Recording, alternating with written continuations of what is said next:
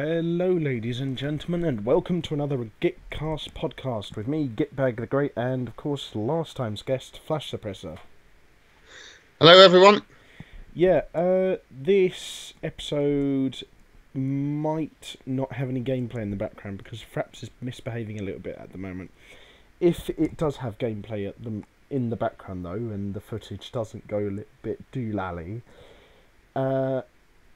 feel free to just put this on in the background because I'm fully aware not everyone enjoys like watching the gameplay in the background. They just might just sometimes just listen to it, listen to the podcasts for the conversations that we're having. So if you want to do that as well, that's fine. Just feel free to do as you wish. And I should also preface this episode of the Gitcast podcast by saying that me and Phil don't have any like super big topics to discuss for this episode. We just have kind of like... Oh, speak for yourself. Well, I mean, preferentially anyway. We kind of just have like a range of like little bits and pieces, sort of like a tapas of topics to talk about. There are a couple of like sort of controversial things that have been going on in like the gaming industry and sort of like the cosplay sort of scenes recently, but they've only been very recent things, so I'd want to wait a little bit before talking about them just so I have a bit more information on them. But first, I think we'll continue as we usually do. So, how's your last week or so been? Well, my last week or so, or to be more specific, the time since we last did a podcast, has been pretty good, actually, I have to say. I am now a working man for the first time in my life, doing honest labour for an honest wage. And I'm rather enjoying myself doing it. This is the Lego shop job we were talking about last time, right? This is the Lego shop job, the giant Lego shop in the middle of Berlin. Nice. Yeah, it is pretty damn great. Just today, I helped a couple of people buy some nice sets, and I also sat and played with a wee child for a fair old while. A lot of the time, I'm standing at the door, greeting people, giving people information. It's all perfectly fine. We get a pretty nice staff discount. I haven't actually bought anything yet, but at some point I'm sure I will. I think I'm not going to buy anything until I actually get my first sort of paycheck. I bet the only kind of way thing. Probably a good idea. I bet the only way you could probably be more happy is one of three ways I'm thinking. Either A, you're working for the civil service, B, you're working on a national heritage site, or C, you're working at the Lego store, but they gave you a Lego model for Matthew Le Tissier. A Lego model for what? Matthew Le Tissier, the former Southampton player. Oh, yeah. But yeah, no, it's from the little bit of what you told me before we started recording, it sounds like it's a pretty sweet gig. Yeah, it definitely is. I mean, it's a reasonable wage for the work I do, and yeah, and it's good fun. The people there are nice to work with. It's also an interesting experience, I find, sort of retail work. I mean, I've been working as a part-time shop floor partner at Waitrose for the last 6 or 7 months or so, probably a little bit more than that. And that's been an interesting experience. I can imagine it's a bit different when you're in like more of a shop like a Lego store, right? Yeah, definitely. I mean, you've told me a couple of sort of horror stories. I mean, I've never had to deal with sort of outright rudeness. I mean, sure, there are some customers who don't sort of really want to talk in this sort of way that we try to cultivate, and that's absolutely fine. We just then move off and go on to the next person. It's nothing untoward, and it's the Lego store. People go there; they tend to be in a reasonably good mood. Yeah, they're kind of mainly just there to buy Lego and just chill out, mainly. Yeah, I mean, for the most part, people come to just look around, and why wouldn't they? Yeah. No, that's fair enough. I mean, I used to do that even when I was a little kid in the early 2000s, and I used to always go to the Lego store up in Bluewater. Alright. So what's like, has there been any like, sort of like models there where you've sort of seen that and you just thought, God, I wish I could get that? Definitely. There's the giant new Lego roller coaster set that can also be motorized. What? But particularly the thing that I want to buy and that I definitely will get is the Lego ship in a bottle. I can imagine. Yeah, of course. Yeah, it's just a nice thing to have on the side, you know. And also, there are a couple of like Lego Arctic sets. They've brought out a new sort of Arctic exploration series, some of which look pretty damn cool. You know, saying like, oh, yeah, I'd love to make a Lego model of a Lego ship in a bottle and just have it on the side might be one of the most like Englishy things I've ever heard. Yeah, with a weird bit of Danish thrown in. Wait, why do you mean? Why do you say that? Well, because Lego's Danish. Oh, yeah, fucking of course. Yeah. Det bedste ikke for godt, which is Danish says, and it means only the best is good enough. That's the Lego attitude. I really like it. Mm. It sort of appeals to the perfectionist in me. I'm the kind of person who will destroy something they've put a lot of effort into if it appears to be inferior or has been violated in any way. A good example of that is when I was a teenager and I was in high school, and there are some people in high school who are a bit off, as there always are. And I built a really nice snowman, put a lot of effort into it, and people were kind of trying to vandalize it and so on. So I destroyed it rather than let that happen. I swear there's a villain from a video game that I once played that had a motivation like that, but I can't remember what it was. No, I know. I always have these sort of villainous motivations. I'm way out of cover here. I'm going to try and get into those trees. Oh God, I was going to say you fall back, but now you're too far out. We have to kind of just press forwards.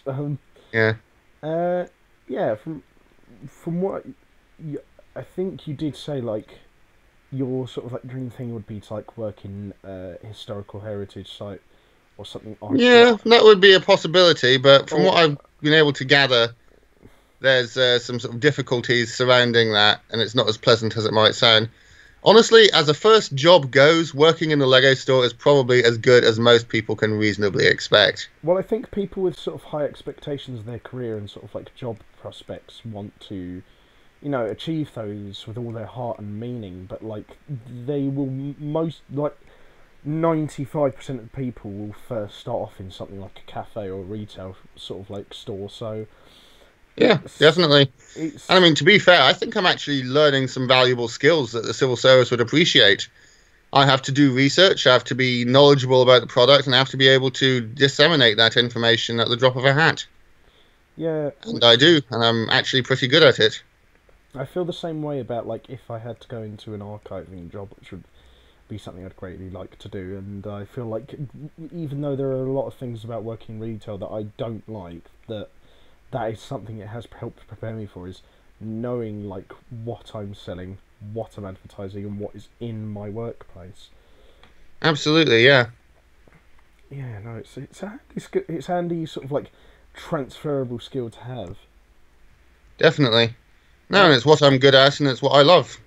So yeah, that's been sort of, for me, I've been doing my level best to keep fit and healthy and so on, despite sort of not having my regular university sports clubs kind of thing. So I'm thinking of joining a few over here. But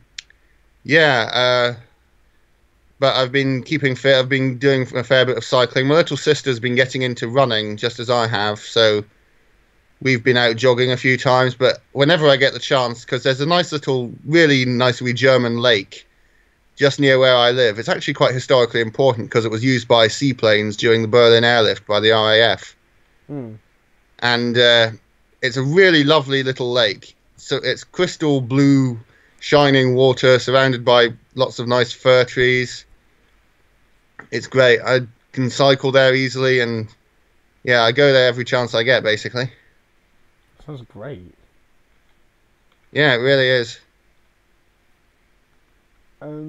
Yeah, that's basically been my life. Work, swimming, hanging out with family for a bit. Yeah. It's a nice way to spend, I don't know, about 6 months to a year while I'm waiting for the whole civil service thing to come round again.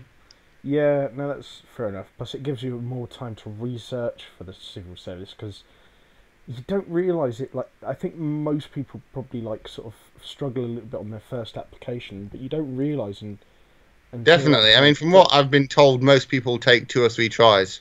Well, yeah, but, like, also, it takes a lot of research to do and a lot of practice to even just get a half-decent attempt in Yeah, yeah, I think it does. Yeah, I mean, the thing that always makes me laugh is that the fact that when you sort of tried to do a couple of tests on the fast stream online exam, Yeah, which is notoriously, uh, how should we say, irritating. yes. You know, you got your mum, who at that point had been like in the civil service for what was it, like 30, 35 years? Yeah, about that. And Been not, doing government work like that in that sort of environment. yeah, and not even she could do it. And it was just like, No. how? Like, really? Yeah, but fortunately this time I think I have the resources and the information necessary to make a proper stab of it. Plus, you probably weren't going to have like an amazing like chance at the first time because like it was your first time doing it, so Yeah. you know it's Now very I know what's coming, and I also did it again, sort of roughly the same thing for a couple of internships that I applied for. So this time I've got a proper good chance of doing it, I'd say. hmm, Yeah. I've yeah, been looking at what you need to do. I've been following their Facebook page, which is something that apparently is recommended you do, that sort of thing. yeah. Advise that Yeah. when you're applying for like a big company or something like that, or a governmental position as well. Like it does help to sort of keep updated on what they're doing and what their sort of like image is. And I know that kind of sounds obvious, but it actually really does help. I've done it for a few job applications recently. It really helps me out a lot. Yeah, no, I'm sure it does. But Uh, speaking of stuff that you've been doing, how's your sort of, well, the period since the last podcast been? well, I had an interview. I had an interview for a really good job up in London, but I kind of messed it up because I went on the tube from my mum's up to central London to where it was, and then on my way there, Uh-huh. I lost my phone, which had all the information about the sort of meeting and where it was on it, Oh dear. and as a result, I got lost. I couldn't find my way to the meeting. Fortunately, I was able to. When I went back to the train station, where was it? It was Westminster. I then found out that someone had handed in my phone to the staff at the tube station at Finchley Road. So I just All quickly right. whizzed up there, got it, filled up a little sort of like lost and found form, and took my phone back home with me. Um, and what did I do then? Yeah, and then I basically just went home. I told my mum. She was, obviously a little bit very disappointed. But she was like very sort of like understanding and consoling about it. Yeah. And she, even though she was very disappointed in me, because like we both had spent a lot of time on that application, and she had helped me a lot with it. She was like very understanding. She was like, it can happen to the best of us, and she did give me a really good bit of advice, which was make sure you have like two or three like different ways of keeping information about like where you're going somewhere on you, like maybe have a bit of paper, then write it on your hand, as well as also having it on your phone, which I'm gonna try and do from now on when I'm doing a critical sort of like, or a big sort of like job application that I really want to cinch. Um, Yeah. and it was gutting as well because it was a really good sounding trainee job application for like an archiving position up in town, and I was just like, that sounds great, but I kind of screwed it up. And they said they can't reschedule the interview, but they did say like, look, just keep your chin up. We understand what happened because I explained it as best as I could to them in an apology email, and they Yeah. said just keep trying. You should get something eventually, and so I will. But it was like at the time I was a little bit, oh dear, have you fallen in the frozen lake? Yes, I have. I don't think it's frozen. I think this must be sort of the Dead Sea or something. Yeah, Yeah, well, and I've fallen. I didn't realize it was a sheer drop. oh dear, yeah, I've done that on this map a few times. Yeah. Oh gosh, it's actually quite sad looking now. Well, Oh well, never mind that. you'll feel a We little should bit, concentrate on the witty repartee that we've got going here. yeah. Well, Yeah, that's unfortunate. you'll I feel. had a bit of a experience like that when I also went for an interview with the post office, and I had to try and find the place that I think you told the me about interview was this. supposed to be at, but it was in one of these big industrial park kind of things, Yeah, those are and horrible to so find your finding the way building there. was a bit difficult. But I didn't really want the job anyway. I'm much happier with the one I've got. But those kind of places are a bit tricky to find your way around if you've never been there, so therefore I don't blame you. Plus, also, like, the way I was finding my way around, it was in central London, which is a right old muck up sometimes. It's a real sort of, like, not crazy place, but it's very, like, big. Yeah. You know, so if you don't have, like, a good map around or some good directions in place of, like, good knowledge, then you are just going to get lost for literally hours. And probably rightfully so, because it's got the same population as is the whole country of Israel, and it's just a massive city. So yeah. But to be fair, it was made up for a little bit by the fact that later that day, me and my mum then went to what initially sounded like a really interesting free speech talk and discussion sort of meet-up event at this pub up in town. So after my sort of disaster, I went back home, changed, had a shower, had a couple of drinks, and then we went up to this thing up in town again. What happened? Oh yeah, and then we just went to this pub, and at first we spent like about 20 minutes trying to find the group that were in there, and only after going in really deep into their meetup.com page could we find where they actually were. Like, really deep into the comments on the meetup.com page. And then on top of that, we decided to get ourselves a couple of drinks there, right? And keep in mind, all we got was half a pint of Peroni for my mum and a pint of Aspall's cider for myself. Now, how much do you think that was? Well, with London prices, I'd estimate about between £9 and £15. So I'd say about £12. Well, yeah, I mean that is London prices pretty much, but no, it wasn't that much. But it was £7.75. All right, yeah, okay, that's a bit more than one would normally be willing to pay for that, but yeah. But yeah, I mean it's a lot less than what you said, but it's still like big extortionate in my opinion. And then on top of that, we found the group where they were eventually, but the host of the blowing thing did literally no engagement with the people who she had set this sort of event up for, and she and her sort of friends, who I guess were kind of like the co-host, basically spent the entire thing just looking at really bored, not engaging with anyone. And then this was the worst thing for me. They left about an hour before it was meant to end. Gosh. I was just like, I'm sorry? No. You set this up specifically for the purpose of holding a sort of discussion or sort of like mingle event about freedom of speech, and you're just leaving. I'm sorry, that's just really poor sportsmanship and just really bad hosting capabilities, regardless of whatever it is. Yeah. You know, the only sort of circumstance in which I would think to do that is if I got on a call about something that I immediately needed to attend to, or if there was a safety concern. So I just thought, wow, that is really bad. And yeah, it was just it was a bit of a disastrous day in general, but that did provide a good bit of sort of uplifting black humour at the end of the day. Yeah. And then for about about a week and a half before that, I was on holiday in Greece, which, if anyone is subscribed to this channel, they will have recently seen that I have uploaded a vlog about me and my mum's holiday there. Pretty much did nothing there, just basically spent like about 9 days and 8 nights on the islands of Kefalonia and Ithaca, just chilling out, eating Greek food, and watching the group stage games of the World Cup. So, yeah, pretty much.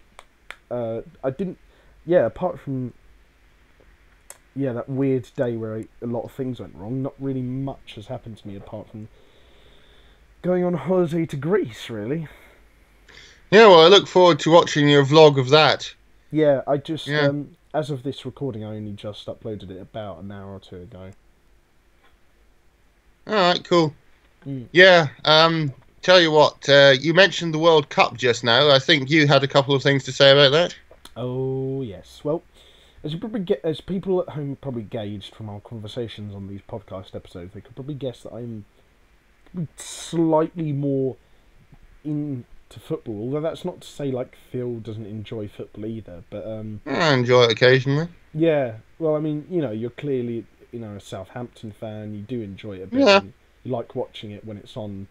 Um, but I really like getting into it and following it. And I've got to say, like, it's been a weird sort of like not dichotomy, but contrast of emotions from before this World Cup started to while it's been happening, because I think before it started I wasn't feeling overly enthused about watching it because there just wasn't that much hype going up about it, and I just thought it's probably going to be a bit of a crapper. It's probably going to be about the same level of quality as the 2010 World Cup, which in my opinion is probably the worst World Cup ever. Nobody at me. It was just boring and shit. Was that the South Africa one? Yeah, it was the first one to be held in any African country, I believe. Yeah, I think you're right. None. It was also the first time in I think quite a long time that an African team got to the quarterfinals as well. Yeah, I just remember that competition being really boring and just being notable for the fact that the Spanish were amazing, the Uruguayans were really good, and the Dutch and the Brazilians all of a sudden turned to really crap football for once, which was really weird because they're usually really good.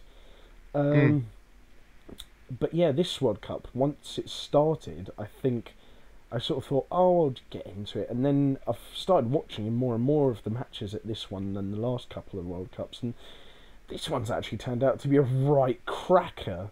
Most of the group games were pretty good. And then the sort of knockout stage games, all so far, with probably the exception to the Sweden versus Switzerland game recently, have all been amazing. Yeah. I mean, I was in a pub a few days ago watching the England versus Colombia game, and I don't think I've ever felt such a level of giddiness than when England somehow won a World Cup penalty shootout for the very first time. I know, that was amazing. I arrived home from work just in time to see the final 2 goals being scored. What, in the penalty shootout? Yeah. Yeah.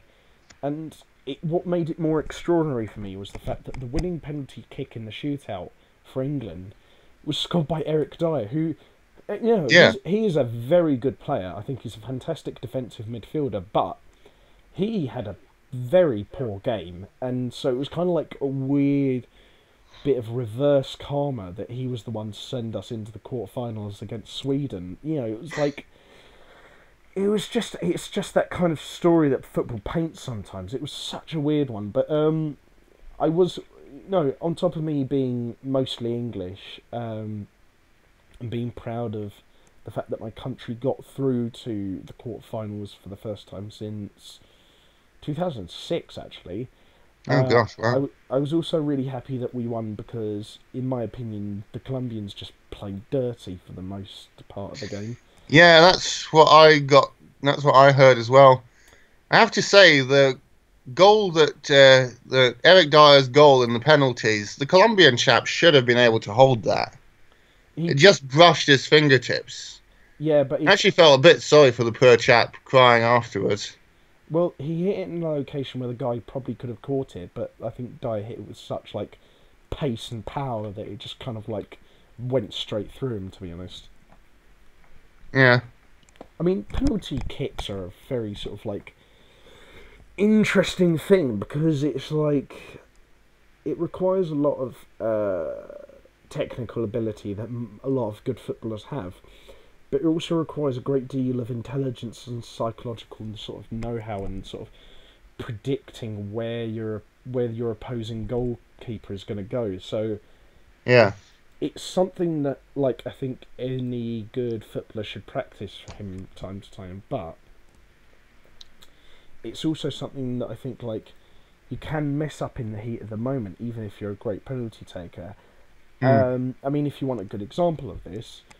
I'm sure people who know a lot about football will know, of course, about Sergio Ramos, the famous Spanish defender, who currently plays for Real Madrid. and he is a very good penalty taker. But during the what was it? During the 2012 Champions League semi-final between Real Madrid and Bayern Munich, the game went to penalties, and he had sort of like the decisive one to give like Real Madrid a really good comfortable hold in the shootout, and he skied his penalty way over the bar, like by about like 3 or 4 times height of the goal, and Wow. it was just magnificently bad. Which was weird because he's a very good goal threat for a defender, and he's also very good at penalties. Hmm. I mean, but I actually I know it's like England fans, we do it to ourselves at every World Cup. We like getting one good performance, that was better than like our one at like the last couple of performances or at international competitions, and we suddenly think, oh no, oh my god, might we actually do this? Oh my god, and then we inevitably crash out and fail. But and I know this sounds really dumb and really typically English. Yeah. But just because we've done this one thing for the first time, as in winning a World Cup penalty shootout, I actually feel like we might have a chance at getting to the final, and maybe, really big emphasis on maybe winning it, because some of the teams that have been knocked out, at this point in the World Cup, have been teams that I think would rip England to pieces. Teams like Argentina, Portugal, Germany. Yeah. Much as we all want a repeat of 1976, Germany versus England in the final, England wins. 66. It's probably better for England's chances that Germany was out this early. Phil, it was 66. Was it 66? Yeah. Are you sure? Yes. Besides. Really? Yes. Okay. Besides, there wasn't a World Cup in 1976. Yeah, no, I always wondered that, because everybody keeps saying 1976 to me, but I didn't know how that worked out in terms of, the numbers of years. Regarding what? I don't know, it's just, from what I always heard my parents talking about 1976. Maybe that was I think that was the year of the Euros. Oh yeah, that was because that was the time when I think the Germans won their first like international double. Because West Germany won the World Cup, I think, in 1974, and then 2 years later in 1976 they won the Euros. Right. Which is a feat they achieved many years later again when they won. Oh no, actually no. I think that's the only time. Yeah, no, that's the only time they've ever won back-to-back international trophies. Hmm. But yeah, no, England won the World Cup in 1966. All right. Actually, I'm just trying to remember. How far back can I remember who won the World Cup? Let's see. It was 2014. It was Germany. 2010. It was Spain. 2006. Italy. 2002. Brazil. 1998 was France. 1994 it was Brazil. 1990 it was West Germany. 1986 it was Argentina. 1982 it was Italy. 1978 it was... oh God, I don't remember actually. I think, yeah, that's about... That's still quite impressive. Yeah, and then there's some after that I can remember the winner, but that's like how many I can remember back from now in a consecutive order. Right. But yeah. I'd be interested to find out who actually won the first World Cup. Oh God, I can't remember. I think it was some like Uruguay or something like that. Yeah, that'd be interesting. Yeah. Well, I mean, yeah.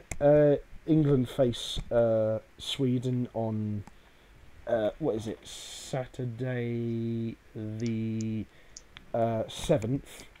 Yeah. In quite possibly, I'd say England's biggest game in between 10 and 14 years. Yeah, I think we could go with that. Sweden have proven themselves a couple of times already. Yeah, it's going to be a big weekend for sporting in general, actually, because you've got the quarterfinals between England and Sweden. You've Yeah. got the heavyweight championship fight in the UFC, and you've also got uh, tennis starting soon. So Yeah, that's true. it's a big old tizzy of a weekend for sport. Yeah, you're right there. I hadn't Uh, considered that. I mean, will you be watching any other sporting events this summer then? Um, well, there's no Olympics on. That's the one that I always sort of watch religiously. Yeah. And the snooker's over already. I might watch the boat races actually, if I Oh, get the chance. they're usually a good old jolly English occasion. They are, aren't they? Yeah. There's so much. There's actually a lot of good sport going on this week. Not just this week, but this summer actually. And then what's good as well is quite soon after the World Cup ends, only about a month after it ends, the Premier League season is back. So Oh, yeah. got lots of football coming up, which is good for a big old boy like me. Definitely. Well, I say that even though you're literally like twice my height or something. Yeah, no, I tell you what. No, we'll cover that later. But yeah, Wait, no, I thought you might enjoy yourself this summer. Wait, what do you mean we'll cover that later? What are you talking about?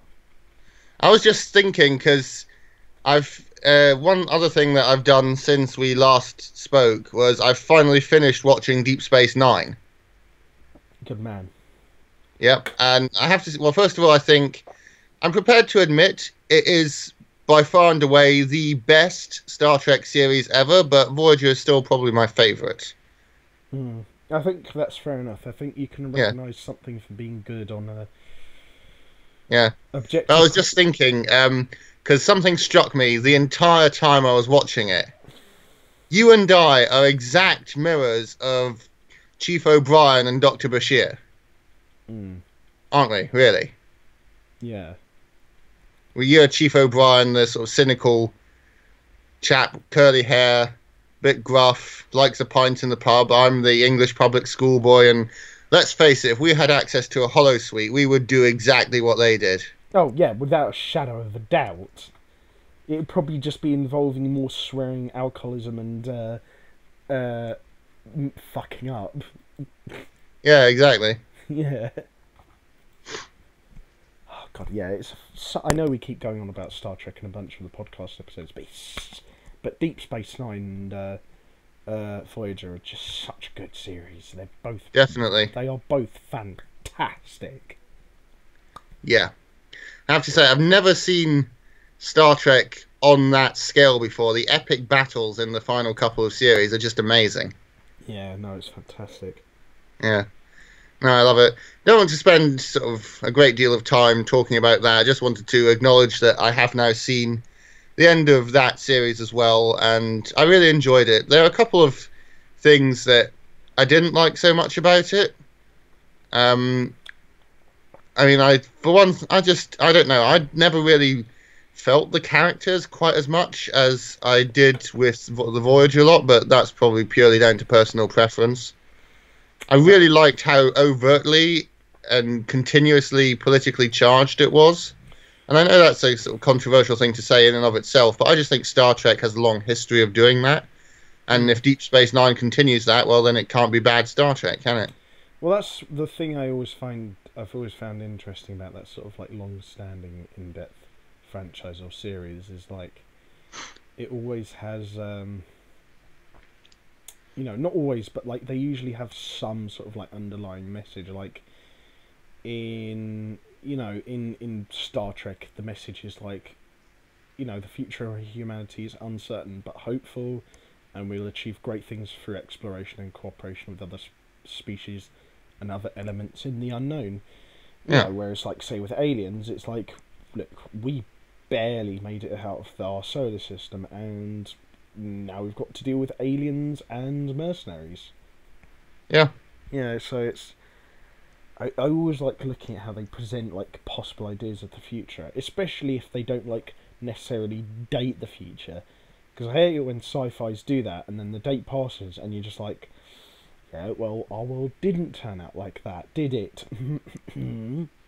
Yeah. You know, it's like I remember watching this really shite gang film, you know, a few years ago. It came out in 2010, 2009, I think, called Shank.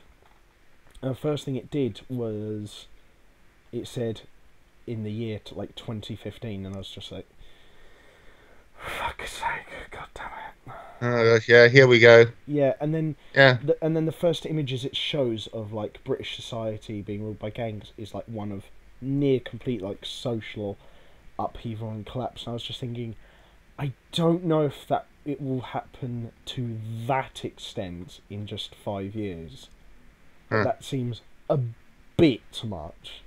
No, you know, the only way I can imagine that happening is if it was like in a world war, and it was just like, you know, you literally had like gangs ruling the streets and police just not getting involved with anything.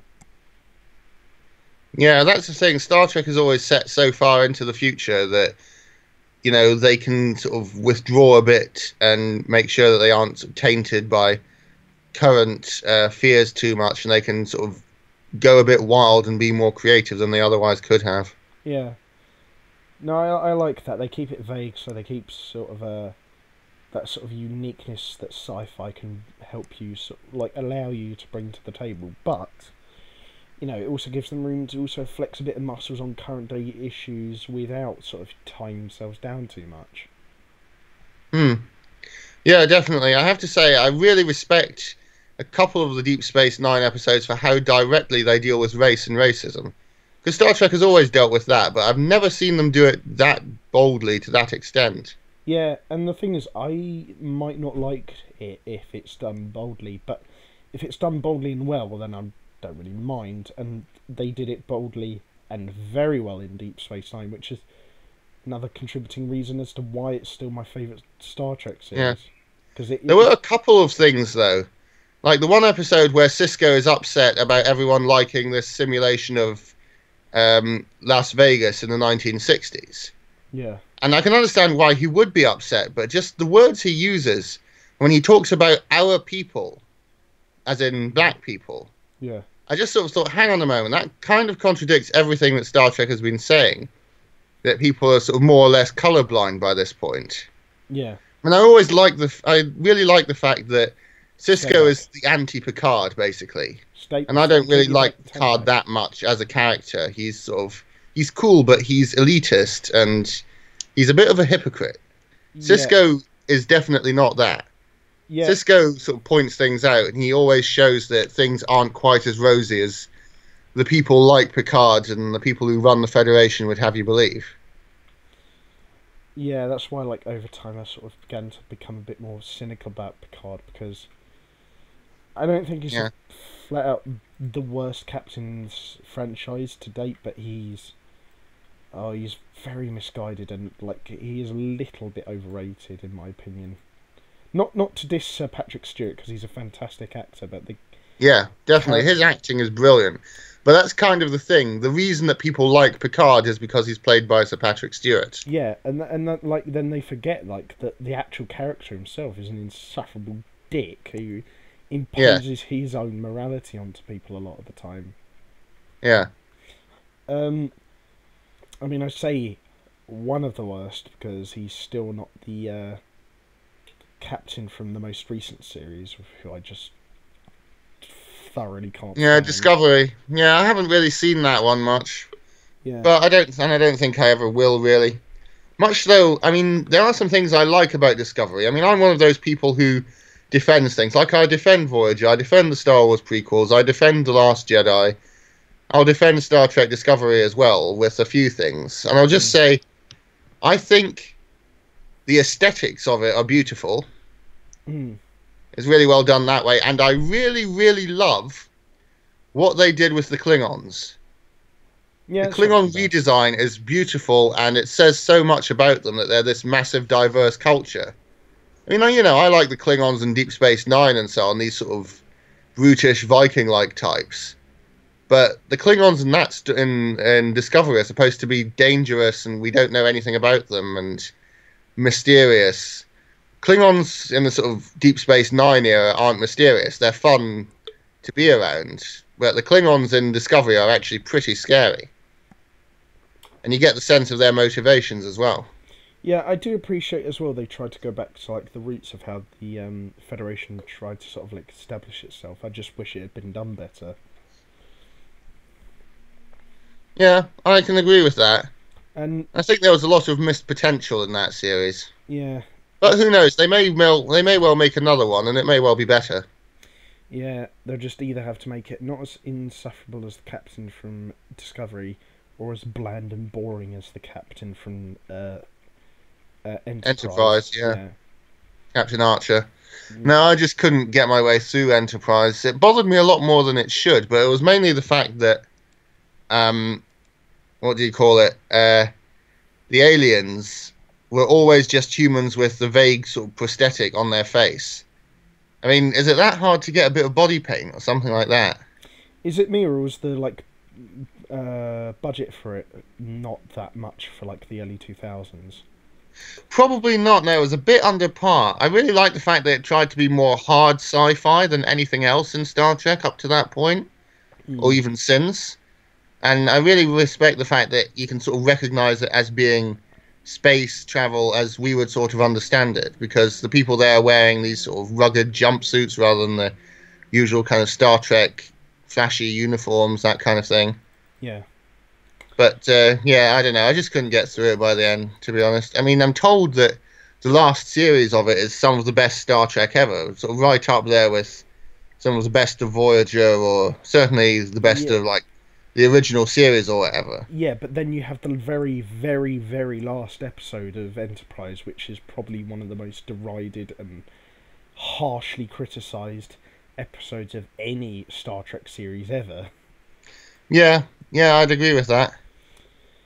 I mean, it kind of goes back to my thing about like what they tried to do with Discovery, in the they had a concept for the general sort of ethos of the series that was definitely worth exploring, but it just was a really bad miss of like potential, because it would have been interesting, but they ended up cocking it up through execution. Yeah. And I will say, like, your thing about like the visual aspect of Discovery being great was, yeah, it's a fair point, but like then again, you've got to consider like visuals are only one part of a bigger sort of experience. And you know, one example of that is this anime film that Bennett the Sage once reviewed called Spriggan. And it is a beautifully animated film. It is gorgeous to look at, but the story and acting in it is god awful. I mean, really bad. You know, there's like one scene where like the main character is about to beat to death like a sort of decapitated, like 8-foot tall super soldier with like a torn off chain gun, and just some guy randomly comes out of nowhere and sort of tells him, "No, stop it, you're going too far." And it's just like, sorry, but like you just stopped like one of the greatest death scenes of all time, which is, you know, something Bennett the Sage said in his review. It's like, oh, come on. But yeah, no, it's. I mean, although mind you, I guess like not every Star Trek series is absolutely perfect. And, I mean, not any, or not and nothing is anyway. So. No, definitely not. I mean, Deep Space Nine and Voyager definitely have their faults. Yeah, but yeah. Well, I think we've sort of said enough about Star Trek once again. It's like one of those things that's sort of like not a constant topic, but it will like pop up now and again in conversation. And when it does, we usually tend to get like a nice thanks one. We usually tend to get a good bit of a conversation out of it. So it's like, yeah, we do. Well, yeah, if it works. But tell you what, let's move on to another bit of sci-fi that I've seen, and as far as I'm aware, you haven't. Yeah. My little sister and I, a couple of weeks ago, went to see Solo, a Star Wars story, the latest spin-off Star Wars film, this time about Han Solo and how he gets the Millennium Falcon and does the Yeah, Kessel Run. I was going to say, I haven't seen the film, but I've watched quite a few reviews of it and read quite a few as well. I think the most recent one I saw was Sean Head and Armoured Skeptics, a review of it on the Armoured Media channel. And All right. I've got to say, I hate the way they explained his name in the film. That is what everybody criticizes, and I felt that was a bit unnecessary. I mean, this is a galaxy where you've got people called Skywalker and Windu and whatever else. Why was there a need for a sort of rational explanation of this name? Yeah, I mean, it just like he's called Han Solo. What of it? Like, why did they feel the need to rationalize it in a way that's appropriate with our world? It's like it was unneeded.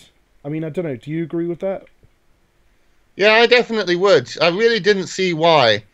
I'm always a sucker for sort of the Empire recruitment things where they use the Imperial March as a sort of jolly marching tune like you normally would and all the rest of it. And I really like that scene. And I really like the fact that they kept the fact that Han Solo was in the Imperial military. And I have to say, I think the battle scene on Mimban, where we see Solo fighting in this horrible, basically an allegory for World War One. They're in the mud, they're in the trenches, they're getting blown up, they're fighting an absolutely horrible campaign with TIE fighters shrieking overhead, AT-STs getting dropped off. It's some of the best battle sequences I've seen in Star Wars. Really? Well, the best ground battle anyway, definitely. Wow. Certainly the most gritty and realistic. That's I mean, it's everything that, the Battle of Endor on the ground could have been if it sort of had been, Wookiees instead of Ewoks and things had just been a little bit more brutal. yeah. Or take Yeah, that was really good. Well, Also, the chase scene on the Kessel Run is great. The visuals of it aren't that great because they really don't get like the ships and characters to stand out. Everything in every scene is always grey or brown or some kind of muted colour, something like that. So it's difficult to sort of actually see stuff. But a lot of the time, it is just pretty well done. It's okay. The visuals are okay. Did you just shoot my tank? Yeah, well, you ran right out in front of me while I'm shooting that Black Prince. Dick. Do you have anything else to say about the film without spoiling it? Yeah, I do. I think we need to talk about the actor playing Han Solo. His name escapes me at the moment, but he does exactly what you should do in that kind of situation. He doesn't do a Harrison Ford impression. He doesn't do a Han Solo impression, which the actor playing Lando Calrissian kind of does, but it's not too egregious.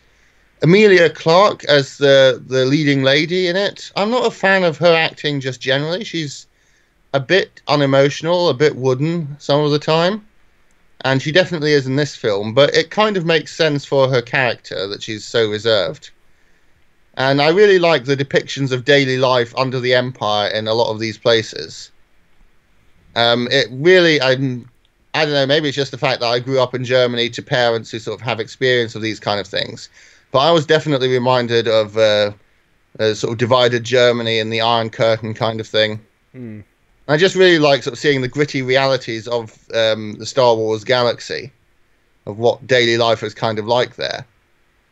In the same way, kind of as Deep Space Nine shows what real life in the Star Trek universe is like on a day-to-day basis. And I have to say, this is probably, as far as I'm aware, this is the only Star Wars film that never, ever mentions the Force at all. And I kind of like that. I'm not against, sort of Jedi and epic battles and all the rest of it, but sometimes a sort of gritty, I've heard it called a space western, and that's exactly what it is. There's some really great fight scenes, some really great action set pieces, and it's just a fun action adventure romp. A lot of people said it didn't need to exist, and they're right, it didn't, but that's not really an excuse, because no piece of art needs to exist. Star Wars would have been perfectly fine if Empire Strikes Back had never been made. So I would definitely recommend, I don't know, it's not something you have to go and see, but if you see it lying around, it's on Netflix, or you spot a DVD, I'd say get it. Why not? You'll enjoy it.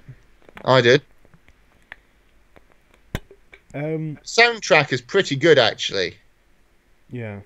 Yeah, the soundtrack is really good. It's better than the sort of Rogue One rearrangement. Slightly, Rogue One wasn't bad. This one's just better. There's some really good gambling scenes as well, where they really get the tension right.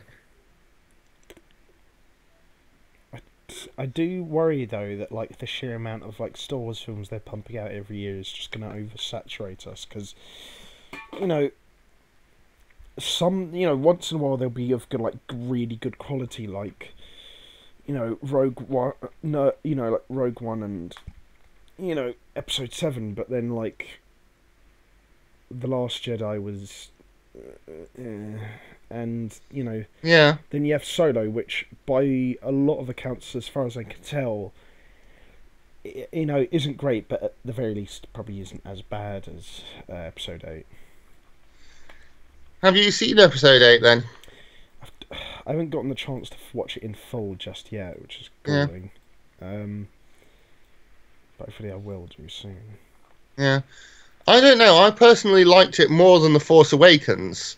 Really? But, I mean, I can sort of see why, because The Force Awakens, by virtue of sort of taking so much from previous Star Wars films, is probably the best written, most tightly written film in all of Star Wars. And The Last Jedi is absolutely not, because it tries new things. And I'm sort of the opinion that I like something that tries new things more than I like something that sort of treads fairly safe ground quite well. I'm gonna have to. And I have to say, I think The Last Jedi probably has the best action we've seen since the original trilogy. The best space battles since the Battle of Endor in Return of the Jedi. And the best lightsaber action that I've seen in ages. And it does subvert expectations. It does subvert the whole, can you turn the evil apprentice nice? It does subvert the whole idea that we're just going to have another sort of repeat of Empire Strikes Back. It does subvert the idea of pure good and evil. It does subvert the idea that you have to have a sort of epic lightsaber duel right at the end of a film or whatever. And it's just an interesting take on Star Wars that I really appreciated. Yeah, I'd still probably say that the best film overall is Episode 5, and that probably the one with the best. True. I'd say for me it's like this. I'd say the best film overall is Episode 5. Yeah. The film with the best writing is probably Rogue One. And then really, I felt that the sort of characterization and dialogue felt a bit flat. That's nothing. And also, it's sort of so busy because it keeps jumping from planet to planet. It's like they're trying to shove loads of things in. Well, the writing was still better than Episode 7. And then for me, probably at least out of the ones I've seen so far, probably the one with the best action is probably still Episode 3. Actually. I mean, that's like always the one that people say out of the prequel trilogy is like the one that that's probably the best one, which I do feel is true, but I feel it even then it still gets a bit too much flack. But its action to this day still sort of entertains me. Like the final lightsaber battle between Obi-Wan and Anakin is just, it's fantastic. Yeah, I actually preferred the duel between Yoda and Palpatine in the Senate chamber. Are you serious? Yes. It's a brilliant use of the sort of Senate floaty pods, seeing them sort of rise up. It's an epic location for a duel. Duel of the Fates, as per usual, is a great piece of music to after a epic sword fight. Well, I was actually going to say it's like a real CGI fest, which it is, but to be fair, it's also nowhere near as bad in that regard as the battle between Yoda and Count Dooku from the previous film. Yeah, that's true, but that's a thing that all the Star Wars prequels have to sort of kind of deal with, isn't it, really? Oh, in what sense? Well, CGI being a bit overused because it was a new technology at the time that hadn't really come into its own yet. Yeah, I can see what you mean there, yeah.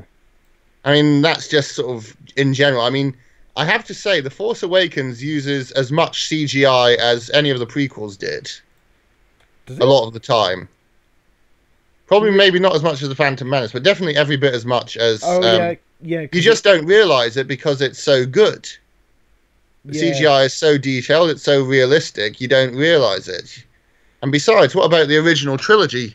They used all of Ralph McQuarrie's big matte paintings to sort of have the giant scenes, didn't they? It wasn't all models. Yeah, although the original sort of trilogy was ruined a little bit by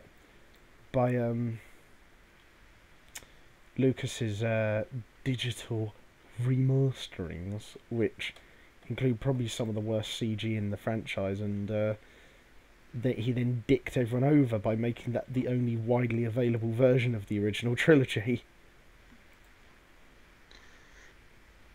Yeah, that is a bit unfortunate. I still have. I've only ever actually seen the 2004 version they did, which isn't the really terrible one. Yeah. But there's still a lot of terrible CGI in there. Yeah, it's pretty egregious. Yeah, at least we don't have Darth Vader screaming no again as he kills the Emperor. Yeah, that was always a weird one. I mean, I didn't mind that scene so much, but when I got older, I did understand why people really disliked it. I don't really understand why people got so upset about that scene at the end of Revenge of the Sith. Yeah, because they actually made quite a bit of thematical sense. Yeah. And I don't really understand. I mean, you know, we both kind of like the Star Wars prequels for what they are. Yeah, I mean, I'm not going to say they're better than the original films. Well, okay, I mean... Well, that being said, Episode 6 is not amazing. No. It's easily the worst original trilogy film. Yeah. But to be fair, I think we have to kind of admit, big fans though we are, all of the Star Wars films are actually kind of bad. To some degree. Ooh, those are fighting words, sir. They are indeed. But if we're being truly honest with ourselves, can we truly say that any of the Star Wars films have great dialogue? Can we truly say that some of them aren't a bit camp? Yeah. Can we truly say that some of them aren't a bit overly dramatic some of the time? Can we truly say that the acting is always great and the direction is always great? I guess not. I mean, we kind of want to say, no, you're wrong, Phil, shut up, but, like, yeah, objectively speaking, you're not wrong. No. And that's just why I like The Last Jedi, because it is Star Wars, and it's trying something new with it. And I'm always sympathetic to something that tries new things. Yeah. Even if they don't always work out brilliantly. Yeah, I mean... To move on to like another franchise, like I was, you know, I was particularly excited when I heard in, 2004 that they were making a new Yu-Gi-Oh series after like 4 years of being really into the original sort of anime. I thought, oh god, like yes, they bring out a new one and it's called Yu-Gi-Oh GX and it sounds really sort of like hip and cool with the kids. And then I watched it and it was god awful, but again, like, at least they tried something different. They kind of went away from sort of having this theme of like the Shadow Realm being a plot point in the sort of series, and that kind of didn't really help. It kind of went a bit too far away from the source material while keeping a lot of the characters from the original series in there, and that just didn't work and it just didn't meld. But I at least appreciated it for what it was as like its own thing and also trying something different. Yeah, I'd agree with that. I mean, personally, I never really liked Yu-Gi-Oh that much. But I think it's interesting that you mentioned the Shadow World. I just think that's one of the good examples of something from the Japanese not being translated well, because they always talk about sending people to the Shadow Realm, but in the actual Japanese version, they're talking about killing people. Yeah, that's the sending them to the afterlife. That's the thing. Like when it was translated into English by, like, I think it was mainly 4Kids Entertainment. They made it all about this weird shadow realm that people's souls are sent to. But in actual fact, yeah, you're right. When you listen to the original Japanese version, people just get stabbed up constantly. People get shot by tanks, and you know, like there's mentions of like, children being orphaned by their mum getting into a war or crazy stuff like that. And it's actually, the original dub is actually really dark. Yeah, definitely. Yeah. I'll tell you one anime that I've been watching recently that is actually pretty dark, but not sort of like Yu-Gi-Oh!, not just being dark kind of for the sake of it, but being dark because it has something genuinely meaningful to say, is Violet Evergarden. Sort of Netflix original show working with Japanese studios kind of thing. Mm. And at first glance, it seems to be sort of your typical anime soldier girl kind of thing. But it's really not, and it's a really poignant work about the horrors of war and what it actually does to people. And what a sort of girl with these superpowers who ends up as a soldier would actually have to go through. And it's all about how after the war's over, she gets a job as a professional letter writer for people who can't read or write or who want a sort of really nice creative letter written for them, which is an interesting little tidbit from history that actually happened. Sort of in the 1920s. People, usually women, were these professional letter writers. And she goes about traveling and meets all these strange people. It's a mini series. There's about 12 or 14 episodes. I'm not entirely sure. And yeah, it's just really beautiful, really beautifully animated. Some of the best writing I've seen in ages. Well worth checking out if you get the chance. Violet Evergarden. Violet Evergarden. I'll have to write that down somewhere after we finish recording. And there are a couple of pretty cool action scenes as well. But it's always about the trauma that she and indeed the other characters go through. And I don't know, I'm a fairly tough chap. I think it's safe to say. I've got a beard. I'm not somebody who sort of cries a lot, but there were times when I had tears in my eyes. There's one episode in particular that sort of did actually get to me. I'm not going to give any spoilers or tell you what it was, because I think that if you watch it, you will have your own similar experiences. But it's rare for me to be so emotionally affected by any piece of art, really. Yeah. You know, it's sort of right up there with, you know, How to Train Your Dragon for inspiring, I knew you were going to say emotion. that. I knew you were going to say it at How to Train Your Dragon. Yeah. I know you, boy. Yeah, I'll can you send me the name of it over Skype, actually, just so I remember it, because I've got memory like a brick. Yeah, I will tell you what, I'll send you Mother's Basement's review of it. I'm not sure if it's entirely spoiler-free, but that will just give you the title of it anyway. Yeah, at the very least, yeah. I've got to send you a couple of... no, it's really good. I've got to send I'll tell you what, one other thing that I've been watching on Netflix lately is... Yeah. I've just noticed that they've got it. Steven Universe. Yeah. Have you heard of that? How have I not? Are you being sarcastic, or have you genuinely not heard of it? Of course I'm being fucking sarcastic. It's one of the most widely watched cartoons of like the last few years. Yeah, I mean, it's right up there with Adventure Time, or appropriately enough, The Legend of Korra, since the woman Rebecca Sugar, who mainly writes it, actually worked on Legend of Korra. Yeah. But it should give you some idea of just how good it might actually be, and indeed how good it is. Yeah, it's alright. Yeah, I really like it. It's quite funny. It's rare that a show sort of really makes me laugh out loud like that, and I like the little sort of mini episode 10-minute formula that they've got going there. Yeah, I think it's good, but I wouldn't say it's as... I had as strong as a reaction as that.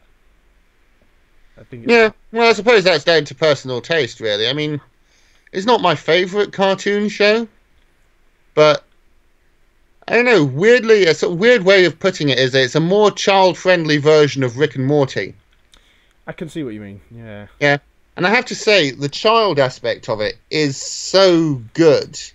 The fact that Steven is such a young child was a risky move, but they make it work so well. I've rarely seen such a nice child character. Yeah, I will say, and I mean a genuinely nice one that you sort of like and don't just kind of tolerate, like I don't know, the triplets and the original DuckTales or something. Yeah, I was gonna say actually, even though I think most of Steven Universe is pretty like 5 out of 10, like just average kind of sort of thing.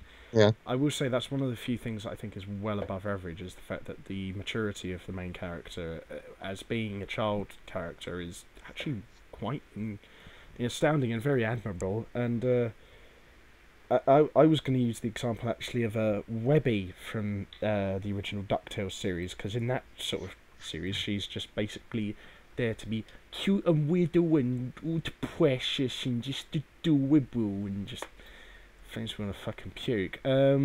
Yeah. But then, you know... I knew you were going to talk about Webby. Fucking hell. She's the sort of go-to example of sort of annoying child character. You fucking little bitch. Anyway, that sounds really bad that I just called like a fucking 7-year-old duck a bitch. But that's the reason why I ended up liking the reboot of DuckTales so much. The one that came out recently, because it has a more contemporary, up-to-date sort of animation style, and they made not just Webby, but also all of the kid characters in that show a lot more, tolerable and relatable, and it's actually a much better show than the original. Yeah, I'd have to agree. I really like the animation style as well, and oh gosh, how can I not remember the name of the chap who does the voice for Scrooge McDuck in the new thing, the one who played Doctor Who? How come it slipped my mind just now? Pardon? David Tennant. David Tennant, thank you. Yeah, he's brilliant. An actual Scottish lilt just works so well. Yeah. And okay, I'm going on the hunt now. I'm fed up sitting here waiting for people to come around the corner. Yeah, but it's not so harsh that it's like it makes everyone like unable to understand him. Yes, definitely. No, yeah, he's got a good sort of actor's voice. I do quite like listening to him speak. I can't remember what it was, but there was a really good dramatisation production of Hamlet done by the BBC quite a few years ago, and he played Hamlet in it, and he was fantastic. Yeah, definitely. And he's not necessarily naturally a Shakespearean actor, but he was the best actor in it, and he was acting alongside some really top quality British actors, including Sir Patrick Stewart. So he was, wow. He was really good in that. Can't remember when it came out or who exactly produced it. I think it was in cooperation with the BBC, but I can't quite remember. But yeah, no, it was really good. I was going to say though, like, one thing that's kind of annoyed me and sort of like soured the legacy of Steven Universe for me is the fact that it came out recently that in the art school of like where Steven Universe was produced, Cal Arts. Yeah. It's recently come out that they've sort of like used Don Bluth as sort of like a punchline for just basically a poor style of animation, and then it's sort of like that's recently spiraled into an examination of Cal Arts style of animation and art design, which look, I'm not going to sort of like get into a deep discussion about how good or bad it is, but let's be honest, it is pretty simplistic, and there are not all, but maybe not even most, but quite a lot of aspects of it are very sort of like clunky, so to speak, and yet they were criticising Don Bluth animations for being low quality and sort of having little inspiration. And I'm not going to deny that some of Don Bluth's animation is a bit odd. Thumbelina. Anyone remember that one? Or no, the worst example, Titan AE. Oh gosh. Yeah. Much as I actually have to admit to kind of liking that film when I was 8. Yeah. Yeah. I mean, Don Bluth is hit and miss, but he's created some of the most brilliant animation out there. And I have to say, I kind of like the sort of new animation style that's coming out. Cal Arts, Steven Universe, Adventure Time, the sort of more simplistic drawings with bright primary colours and strong lines. I don't mind it. Allowing for really fluid movement, which is basically the exact opposite of everything that Don Bluth does. But I mean, when you look at Don Bluth was one of the sort of like modern pioneers of fluid animation. Really, I mean, even sort of something like the Iron Giant with the sort of muted colours and highly detailed drawings, and its pioneering use of sort of computer animation with sort of hand-drawn covering over it. Yeah. I mean, what annoys me, though, about like this whole sort of like backhandedness is the fact that CalArts are kind of like basically using him as a punchline for being simplistic and unimaginative and you know, without mentioning the actual level of quality of their animation and art design, it is recycled quite a bit in, you know, Adventure Time, Steven Universe, the new Thundercats series that's coming out. There's a new Thundercats series. Yeah, I don't like the look of it personally, but it's like it all does look incredibly similar. And I'm not going to say all of Don Bluth's works are unique; they're not, but they do have at least a bit of a distinctive look from one another from time to time. Especially I find in terms of the backgrounds, and you'll find that particularly when you're, say, comparing something like Cock-a-Doodle, which, okay, it's a pretty poor film in terms of its writing and acting, to, say, The Iron Giant. Both are, objectively speaking, well-animated films, but their art style and their animation style are both actually quite significantly different from one another. So, just disregarding any level of quality that comes out of, like, CalArts, I do find their sort of attitude towards other sort of art and animation styles to be quite... not necessarily insufferable, but a little bit distasteful, and just really has kind of soured the reputation of like some of their better works for me personally. Yes, I can see why, but I mean, there's no evidence that the people who were directly responsible for creating Steven Universe were sort of were on the front lines of that kind of thing, as it were. No, I'm not saying they were. I'm just saying like, and I'm not saying it's like most people at CalArts. It's just, it is like a permeating attitude in a lot of their classrooms, which I feel is just a little bit sad. Like, you know, it's just like, can't we take inspiration from a bunch of sources and not just like one or two? Yeah, no, I can understand where you're coming from there. I mean, I understand. I do understand you're a little bit more optimistic than I am. So, you know, we are coming from it from slightly different perspectives, I guess. Yeah, I don't know. I'm just sort of reminded of the sort of consensus these days that we're living in a golden age of television for both adults and children, basically, and CalArts is playing a major role in that.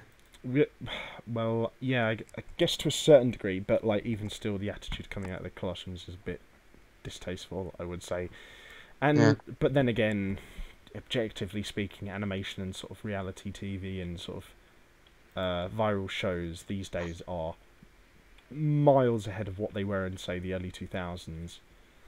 You know, it's I still probably would rather watch Steven Universe and similarly animated and designed shows over Johnny Test or any crap like that came out of the early 2000s. Oh gosh, yeah. Yeah. Or well, I tell you what. Or Scooby-Doo and the Cyber Chase, which, I mean, I never liked Scooby-Doo anyway, but that's probably the worst Scooby-Doo film for my money. Yeah.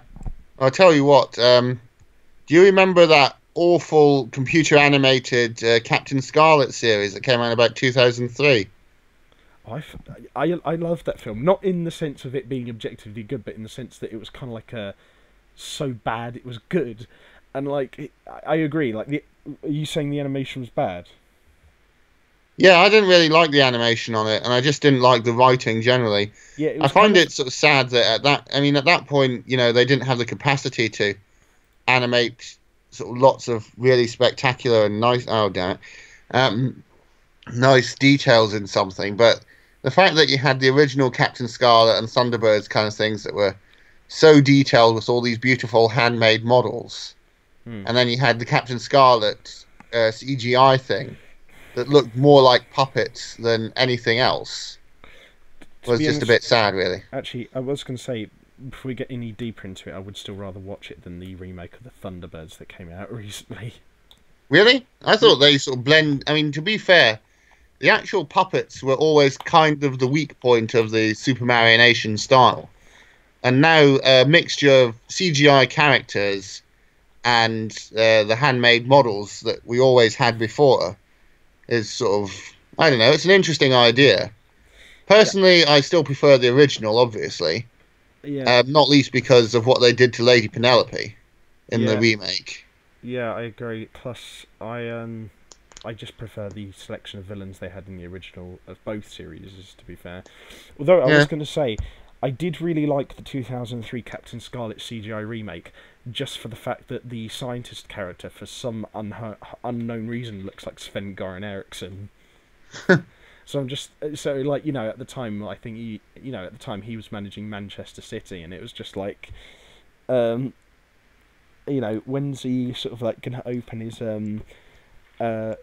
his science truck and have like a genetically altered version of Isaac Isaacson or Joey Barton come out and try and fight the villain of the day or something.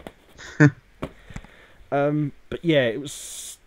I kind of liked it anyway. It wasn't objectively very good, but it was like entertaining at least. I think that's the thing though. Like, then again, to be fair, I never really liked the original Captain Scarlet. Certainly not as much as I like Thunderbirds. Well, I mean, the thing is, I found like as I've gotten older, some of the things I like to see really do hold up well, and some of the things I used to have dislike actually appeal to me a little bit more now. Like, I used to really like the first Pokemon movie, but looking back at it now, it's actually kind of a piece of shit. It's poorly written, it's not very well acted. The main good thing about it is the action scenes and the animation, but that it's kind of a mess, which is kind of gutting because obviously a lot of effort did go into it. I'm trying to think of another example. Well, actually, I guess I did probably like Scooby-Doo a little bit when I was younger, but now that I've looked back on it, like I said, it's. I'm sorry to anyone who does like it, but in my opinion, the whole series is objectively just a bit rubbish.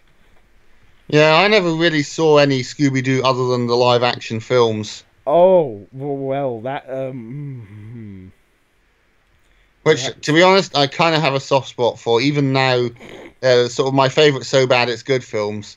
Actually, I mean, we have the actress who plays Buffy playing Daphne. Isn't that just brilliant? That actually is quite good casting. And plus, to be fair, they also do one thing in the first live-action film that will always endear me to that film and just make me love it even more, which is that they made Scrappy-Doo... Spoiler alert. They make Scrappy-Doo the villain, and they just rip the piss out of him, and just it's just like so satisfying. Just like, get in there, you bastard! No one ever liked you, and it's like it's good because they visualised like how like the whole fan base never liked him by showing a flashback where during one of their old adventures they're travelling down the highway in the mystery van, and then they just. Because he's literally making so many crap jokes, they just boot him out the back.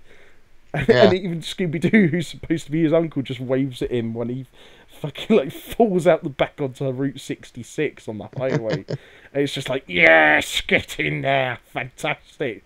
That's what the fans have wanted for like 50 years. It's like, oh, it's so satisfying. Yeah, no, that's always a tricky thing, though, when you're adapting a cartoon into a live-action film, and it rarely works. Actually, has it ever worked? Let me think. A live-action adaptation of a cartoon. Yeah, Avatar flopped. Scooby-Doo... Both the Scooby-Doo films kind of were a bit meh. Although the first one's not terrible. I actually prefer the second one. But, really? Yeah. I don't know. I suppose the Lucky Luke film was terrible. What the fuck is Lucky Luke? I've never heard of that. You've never heard of Lucky Luke? What the hell are you talking about? It's sort of one of those sort of French BD comics. Oh, okay. It's about a cowboy, and he's called Lucky Luke. Yeah. And he's sort of famously... Luke! I thought you said Loop. No, Lucky Luke, the cowboy. Oh, okay. I thought you said Loop. No. Well, anyway, there was a Lucky Luke film, and it's widely regarded as being fairly awful. Yeah. That's an interesting question, though. Why is it that cartoons don't lend themselves well to adaptation? Is it story structure? Is it the fact that, there's always going to be a bit of uncanny valley creeping in when these cartoon characters are suddenly actual humans when we're looking at them? What do you think? I think it's because doing something in animation gives you an extra edge of creativity to sort of in terms of like the visual aspect. Yeah. And it's going to be near to impossible to communicate some of those aspects to a similar degree of quality on like a live action sort of setting. So yeah. Hence the reason why even some of the probably the better adaptations of animated sort of media, like the Ghost in the Shell, live action film, even though it's fairly decent, it won't ever hold up a candle to the original film, because there are just some things visually that even with the aspect of modern technology you just can't replicate properly. That's true, though. To be fair, I think Ghost in the Shell didn't do too well for various reasons other than that. I think it was probably to do with the fact that Western adaptations of Japanese animation are a whole different kettle of fish once again, aren't they, really? Yeah. Because they sort of... One thing that we can't deny about the Death Note adaptation is that they change it to make it more appropriate for a Western audience. I mean, the original Death Note is a critique of Japan's overly harsh justice system. But the Death Note Netflix show that came out, Netflix film that came out, is a critique of sort of Western, particularly American, sort of jingoism and interventionism, and the sort of hypocrisy of thinking that we have a right to interfere. Which is a good way of doing it, because it's thematically appropriate and it's sort of current and relatable to people in a Western audience. Whereas they didn't do anything like that for Ghost in the Shell. They sort of kept the themes, but didn't realize that the themes of sort of technology overtaking people's lives wasn't going to connect as well with the Western audience as it would with a Japanese one, which sort of came across the whole problems with the technology that the Western world is kind of encountering today. It already had them during the 90s. So I'm wondering what the Battle Angel Alita thing is going to end up looking like. I'd be very interested to find out whether they go with the whole change it to sort of make it work, or try and stay faithful and probably kind of fail. Yeah, it's hard to say what's going to happen to that one.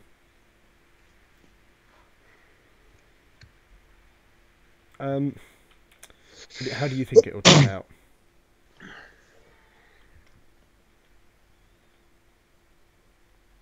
I said, how do you think it will turn out? All right, sorry, I was just concentrating on the game for a minute. Yeah, I don't know. I think it might be quite good. I mean, the director is competent. It looks visually quite interesting, though I have to say the marketing for it has been absolutely terrible. Yeah, making it out to sort of have all the cliches that Battle Angel Alita goes about subverting. I don't remember seeing any, to be honest. No, there weren't very many trailers. I nearly got that gorilla. Oh, not to worry. Yeah, I don't remember seeing any apart from the ones that came out immediately after they announced it, and even then they were... Yeah, no, I think they must have withdrawn a lot of their marketing material after realising just how terrible it was. Yeah, I mean, I guess it's kind of like similar to on the scale of what happened with Frozen, where like they, it turned out being a decent animated film that ended up spawning a crap ton of good merchandising and marketing opportunities, but yeah, the advertising for that film was god awful. And yeah, though to be fair, I did like the fact. Well, actually, that's an interesting example of the advertising coming out before the product was really anywhere near finished, because the original advertising makes it out that Elsa, the Ice Princess, or Ice Queen, actually, I should say, because she becomes queen in the film. I don't know if you've actually seen it yet. She is portrayed as the villain, as is the case in the original story, and as was going to be the case for most of the production, and then they changed it very rapidly, reshooting a lot of it and rewriting a lot of it very quickly to make it the finished product that we get today. Hmm. And there's a similar thing as well in How to Train Your Dragon 2, where Valka, Hiccup's mother, in the trailers is set up as being the villain. And she was going to be, but then they changed it when they sort of realised that the whole mother-son dynamic was interesting enough without that. Yeah. Which I think is probably the right decision. I mean, not every film needs to be Star Wars where the villain is somehow related to the hero. Yeah, like that's the thing. Like, I do prefer villains who are like more interesting and you can empathise with it to a certain degree. But like, sometimes you do just need a villain like the one from How to Train Your Dragon 2, where they're just a big wall of muscle and nastiness. Yeah, exactly. Yeah, it's... Yeah. I know. Well, do you have anything else to talk about? Because I'm kind of starting to run out of topics, actually. Yeah, me too, to be honest. I mean, I don't think I have anything more to say, really. Not that is really important, really appropriate for the podcast. I've been reading a couple of interesting books lately, but I'm going to be reviewing most of them and putting that on my own channel. In fact, I've put a review up relatively recently already. Yeah. So I don't really need to talk about them here. And because this isn't really a format for sort of book discussions, it's not really something we do. We tried it a couple of times in the earlier ones, but it just didn't work out. Did we? I forgot about that. Yeah. Because to really have a good discussion about a book, you need to have both people need to have read it, basically. Yeah. Whereas, even with something like Solo, where one of us hasn't seen it, or Last Jedi, where one of us hasn't seen it, or Yu-Gi-Oh, where one of us hasn't seen it, we know about the genre. We know what the expectations are going into it. We know about the franchise, so we can have a good discussion. Yeah. Whereas with books, you really can't unless you've read it. Yeah, basically. That's true. Like, I like looking at how people interact with certain mediums, because they ultimately all have a different way of interacting with one another. Yeah.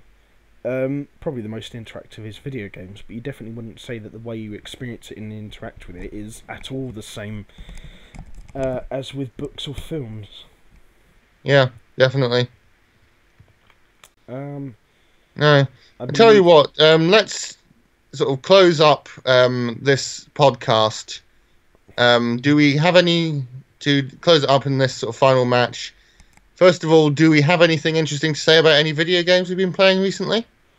Well, if anyone keeps an eye on gaming news, they'll know it's the Steam Summer Sale at the moment. I think it's running until July the 11th.